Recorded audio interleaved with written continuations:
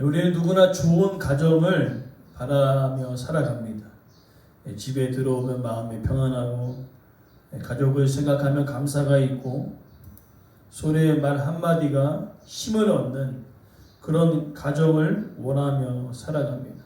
그래서 밖에서 지친 몸을 이끌고 집에 왔을 때는 나를 이해하고 받아주는 곳이 바로 그런 가정이 되기를 원한다는 거죠. 그러나 현실의 가정은 우리가 생각하는 가정과 많이 다를 때가 있습니다. 늘 따뜻하고 평안하지가 않습니다. 먹고 사는 문제로 바쁘고, 직장과 일터의 피곤함이 집 안으로 들어오기도 하고, 그래서 자녀들의 문제, 건강의 문제, 또 경제적인 부담, 또 부부 사이의 생각의 차이, 그다음에 자녀들과의 말이 통하지 않는 그런 답답함까지 가정 안에 참으로 많은 짐이 지어져 있다라는 것이죠. 그래서 희한하게 밖에서는 웃다가 집에 들어온 말수가 없습니다. 남에게는 친절한데 가족에게 쉽게 짜증을 냅니다. 다른 사람의 실수는 이해하는데 가족의 실수는 용납하지 않습니다. 참으로 아이러니하죠. 가정이 더 소중한데 우리는 반대로 행할 때가 있는 거죠. 바깥에는 친절한데 안에는 친절함을 잃어버릴 때가 많습니다. 그것은 바로 가장 가깝기 때문에 당연하게 여기는 모습들이 있기에 그렇게 가정이 무너진다는 거죠. 당연히 아내는 이해해야 되고, 당연히 남편은 이해해줘야 되고, 당연히 자녀들은 내 마음을 알아주기를 원하는데 세상에 당연한 것은 단 하나도 없다는 것이죠. 우리가 예전에 은혜라는 찬양을 많은 사람들이 듣고 불렀던 그 중요한 단어가 당연한 것 하나도 없었다는 거죠. 모든 것이 하나님의 은혜였다. 그러니까 당연하다라고 느껴질 때에 가정은요 쉽게 무너지고 있다라는 것이죠. 그러나 이 가정은 뭔가 대단한 큰 일로 무너지는 것이 아니라 반복되어지는 무관심과 쌓여가는 서운함과 습관처럼 나오는 불평들, 사과하지 않은 마음들이 조금씩 모이고 모여서 가정을 무너뜨린다라는 것이죠. 오늘 14장 1절에서 2절의 내용은 이와 같은 가정의 문제를 깊이 다루고 있습니다.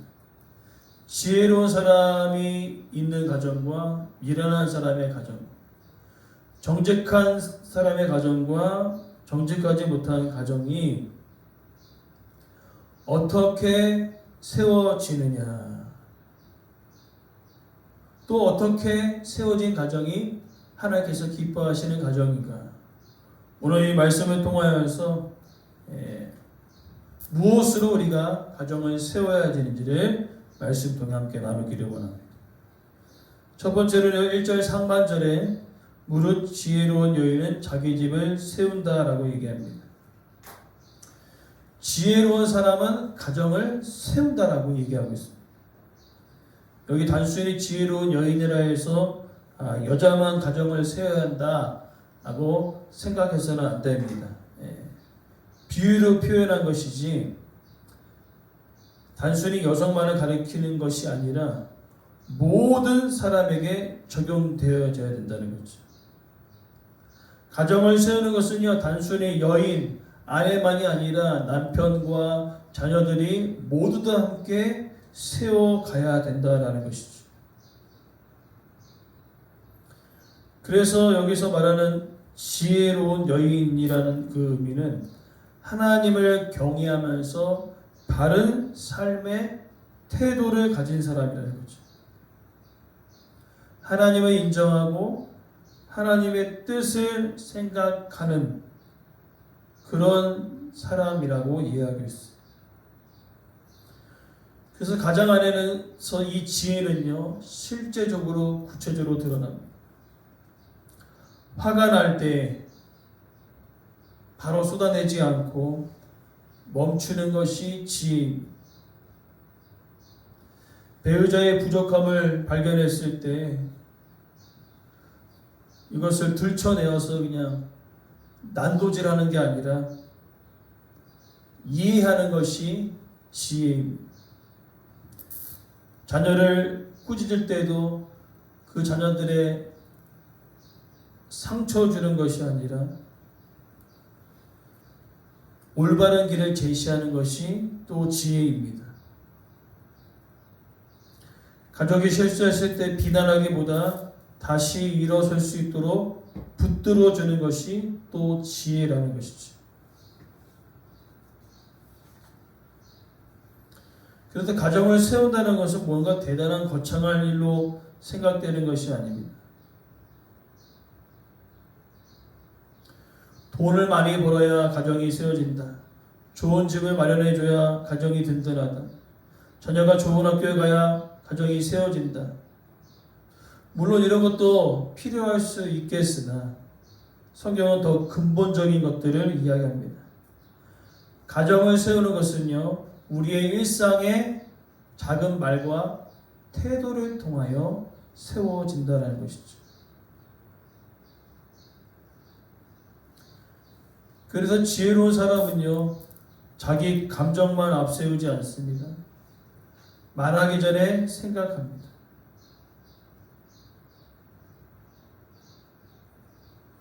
누가 이겼느냐 그것이 아니라 함께 어떻게 하면 이 문제를 해결할 수 있을까, 그것을 생각하는 사람이죠.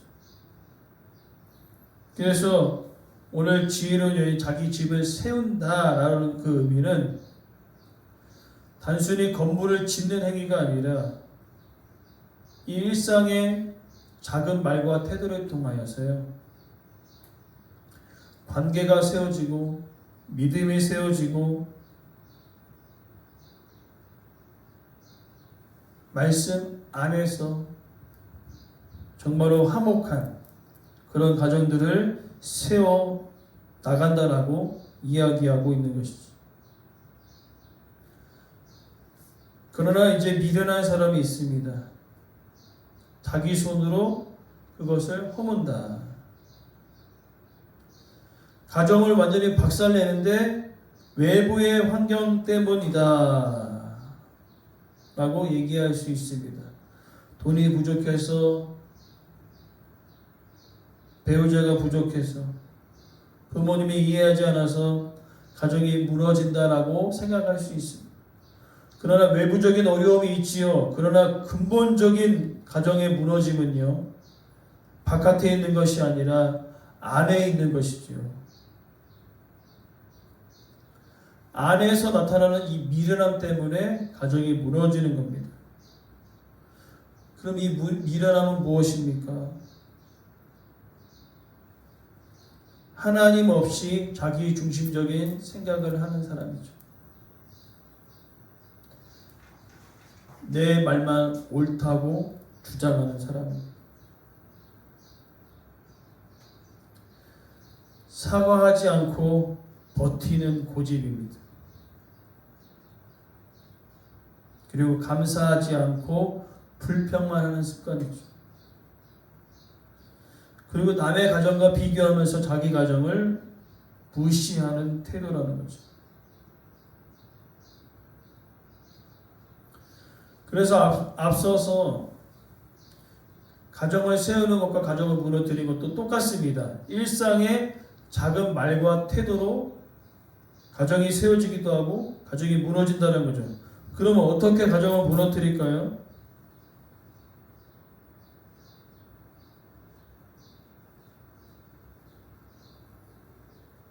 이렇게 무너뜨릴 수 있습니다. 가정 안에서 어떤 문제가 있습니다. 자녀한테 이렇게 이야기합니다. 너는 왜 항상 이러니? 이런 말. 그 다음에 또 부부간에 당신은 변하지 않아. 변하지 않는다는 거죠. 그 다음에 또 이렇게 얘기합니다. 내가 그럴 줄 알았어. 그 다음에 또 이렇게 얘기하죠. 아유, 다른 집은 안 그런데 왜 우리 집은 이렇게 시끄럽냐. 순간적으로 시원할 수 있어요. 내뱉으면요. 그러나 미련함도 그렇고 지혜로움도 그렇고 일상의 작은 말과 태도 때문에 무너지는 것이죠. 근데 안타까운 것은 뭔지 아십니까? 미련한 사람은요, 몰라요. 그래서 답답한 겁니다. 자기 자신을 모른다는 거예요. 자기 때문에 가정이 무너지고 있는지를 모른다는 것이죠. 그래서 미련한 사람은 자기 성격을 가지고 핑계 삼습니다. 나는 원래 말이 이렇게 직설적이야. 나는 화가 나면 참지 못해. 나는 늘 틀린 말을 한 번도 한 적이 없어. 옳은 말만 한다는 거죠. 그것 자체가 이미 잘못된 거예요. 기억해야 됩니다. 맞는 말도요, 사랑이 없으면 칼로 돌아온다는 거죠. 사실을 말해도 상대를 무너뜨리기 위한 마음을 가지고 이야기하면 그것은 지혜가 아니다라고 성경은 이야기하고 있는 것입니다. 그래서 특히 가정 안에서 조심해야 되는 거예요. 가장 가까운 공동체가 어디입니까? 가족이거든요. 가정이거든요. 그러나 우리는 너무 가까운 사람이라고 함부로 대할 때가 너무나 많은 거죠.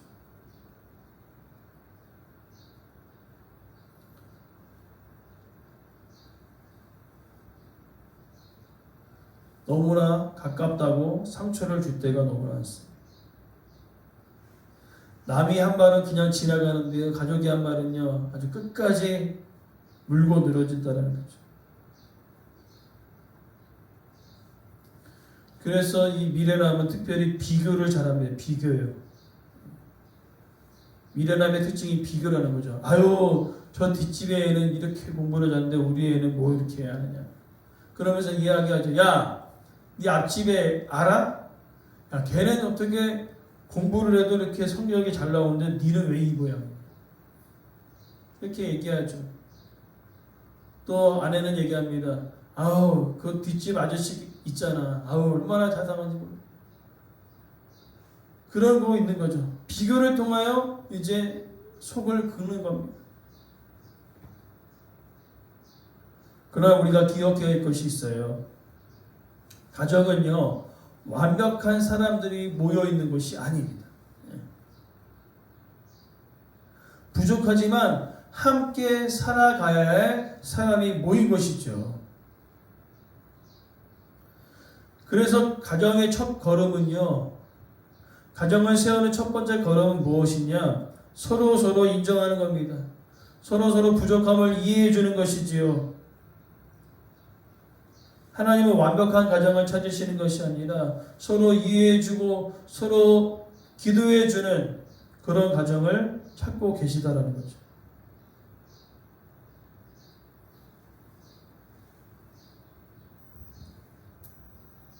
그리고 이어지는 내용은요. 정직한 삶이 하나님을 경외하는 가정을 만든다라고 얘기합니다. 2절 말씀에 정직하게 행하는 자는 여호와를 경외한다. 여기 정직의 말은요, 삶의 방향이 바른 것입니다.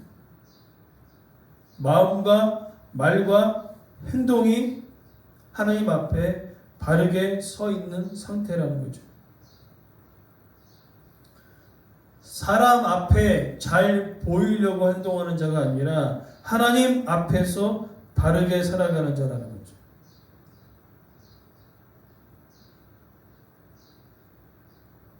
그래서 우리는요, 우리의 삶의 모습이 어디서 진짜 모습이 드러날까요? 교회 안에서 드러날까요? 가정 안에서 드러날까요?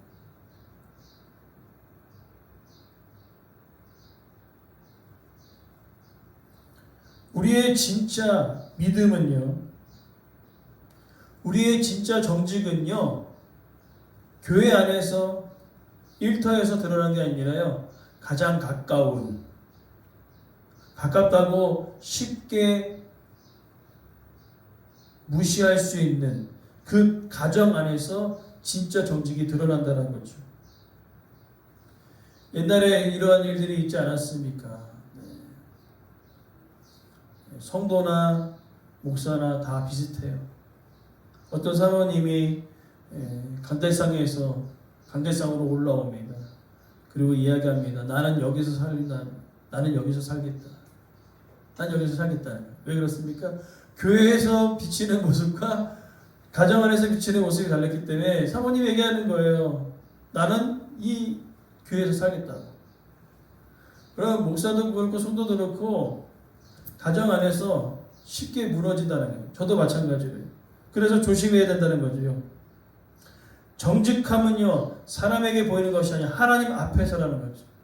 보이지 않는 일터와 교회에는요, 보여요.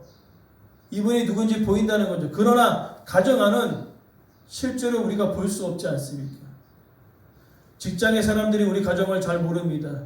교회 안에 있는 식구들이 내 가정을 잘 몰라요. 그렇기 때문에 진짜 정직은 어디서 드러나야 되느냐? 가정 안에서 드러나야 된다는 거죠. 그래서 어제 말씀드린 대로 자녀가 우리를 기억하는 것은요, 우리의 말이 아니라 내가 어떻게 삶 가운데 보냈는지 그 삶의 흔적을 닿는다는 거죠. 힘들었을 때 어떻게 부모님이 대하였는지, 어려움이 왔을 때 어떻게 부모가 하나님 앞에 나아갔는지, 이것을 보면서 배운다라는 거죠. 그러나 반대로 패역한 삶은 하나님을 경멸한다라고 얘기합니다.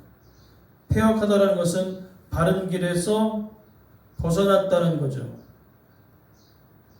즉, 입으로는 하나님을 인정하지만 실제 삶에서는 하나님의 뜻을 무시하는 모습이라는 거죠.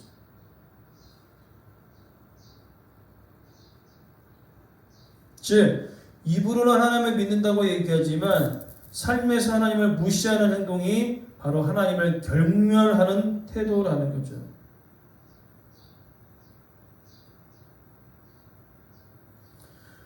그래서 이 패역한 삶의 이 무서운 일은요, 하나님을 부정하는 것에부터 시작하다가 이제 더 나아가 하나님 없이도 괜찮다고 생각하는 마음이 생겨난다는 거죠. 실제로 이런 것입니다. 말씀을 들었는데요, 이렇게 얘기합니다. 아무리 말씀을 들어도 내 성격은 절대 바뀌지 않아. 예배는 드리지만 가정에서 말과 습관을 바꾸려고 하지 않는 고집에서 시작되어지는 거죠. 바꾸려지 않는다는 거예요. 아무리 하나님의 말씀을 내가 믿지만 내 성격은 절대 바꿀 수 없다. 그건 말도 안 되는 거죠. 정말 그 심령의 말씀이 일하시면요, 성격도 어느 정도 변화하려고 노력한다는 거죠. 나는 아예 못 고쳐가 아니라 고치려고 노력한다는 거예요.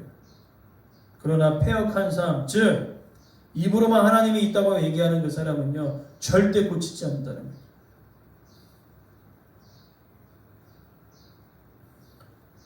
그래서 우리의 신앙은요, 어디서 진짜 드러나느냐? 바로 가정 안에서요. 가정 안에서 내가 어떻게 행동하느냐에 따라서 내가 신앙이 있느냐 없느냐가 밝히 드러난다라는 거죠. 가장 가까운 사람에게 내가 어떻게 대하느냐, 가장 소중하게 여기는 사람에게 어떻게 대하느냐에 따라서 내 신앙이, 내 믿음이 밝히 드러난다라는 거죠. 그래서 소망하는 것은 교회 안에서만 좋은 성도가 아니라 집 안에서 좋은 엄마 아빠, 좋은 아내와 남편이 되어지기를 간절히 소망합니다. 그러면서 오늘 말씀은요, 가정을 세우는 것에 대하여 우리에게 이야기해 주고 있습니다. 가장 중요한 것은 무엇입니까? 가장 가까운데, 가장 소중히 여겨야 되는데, 우리는 뭐예요? 가정이라는 울타리를 가지고 너무나 쉽게 생각한다는 거죠. 함부로 대해도 된다고 생각한다는 거죠. 당연하게 여긴다는 것이죠. 그러나 하나님께서 우리에게 가장 가깝고 가장 은혜로운 가정이란 공동체를 하나님께서 우리에게 허락하여 주셨기에 가장 가깝고 가장 소중한 이 가정을 정말로 잘 정직하게 지혜롭게 가정 안에서 믿음의 가정으로 세워 나가야 된다는 것이죠. 무너진 곳을 다시 세워줄 수 있고 상처난 것을 치유해줄 수 있고 식어진 마음들을 다시 따뜻하게 해줄 수 있는 정말로 지혜와 정직으로 가정을 세워가는 우리 교회 모든 성도들의 가정이 되어지기를 간절히 소망합니다.